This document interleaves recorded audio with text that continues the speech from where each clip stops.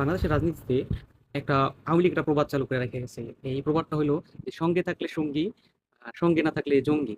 তো আওয়ামী লীগের রাইখা যাওয়া যে প্রবাদটা, এই প্রবাদটা এখন ২ টা দল ব্যবহার করতেছে বাংলাদেশে। ১ বিএনপি, ২ জামাত ইসলাম। তো এদের সাথে যারা থাকে তারা তাদের সঙ্গী। এদের থেকে আলাদা যারা হয়ে যায় রাজনৈতিকভাবে ভিন্ন মত পোষণ করে তারা হইলো জঙ্গি। তাদের রাজনৈতিক ভাষায়।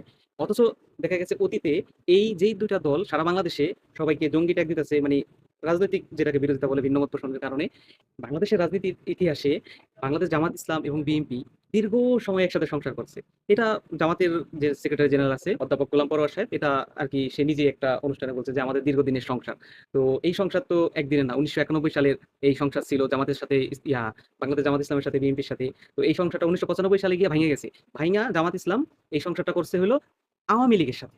১৯৯৬ ৯৫-৯৬ সাল বাংলাদেশ জামাত ইসলাম সংসারটা করছে এই সংসারটা করছে আওয়ামী লীগের সাথে। তো জামাত যে ভাবছিল ১৯৯১ সালে ১৮ টা আসন পাইছে।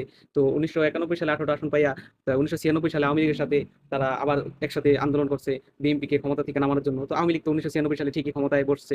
কিন্তু তাদেরকে কিন্তু ইয়া আওয়ামী লীগ কিন্তু জামাতকে ১৯৯৬ সালে কিক আউট করছে। তো সেই জামাত ১৯৯১ সালে বিএনপির সাথে জোট কইরা বিএনপির ক্ষমতা সরকারের অংশীদার হইয়া ১৯৯৬ সালে রাজনীতির কারণে, রাজনৈতিক সুবিধার কারণে, ক্ষমতার কারণে একটু বেশি ক্ষমতা পাবে। এজন্য বিএনপি থেকে সংসার ভাইঙা ১৯৯৬ সালে গিয়েছে কাদের সাথে? আওয়ামী লীগের সাথে।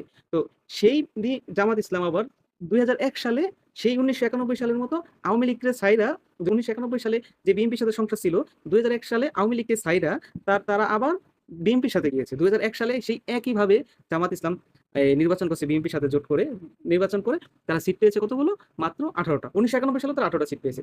তো আমার কথা যে, আপনারা এতদিন দীর্ঘদিন যে বিএনপির সাথে রাজনীতি করছেন, সংসার করছেন। তো আপনাদের সাথে এখন বিএনপি নাই দেইখা বিএনপি জঙ্গি। আবার বিএনপি যারা আছে তাদের সাথে জামাত ইসলাম নাই দেইখা জামাত ইসলাম জঙ্গি। রাজনৈতিক জঙ্গি আরকি, রাজনৈতিক ভাষা ভিন্ন মতের। ঠিক আছে? একে অপরকে মুনাফিক বলতেছেন। তো এইখানে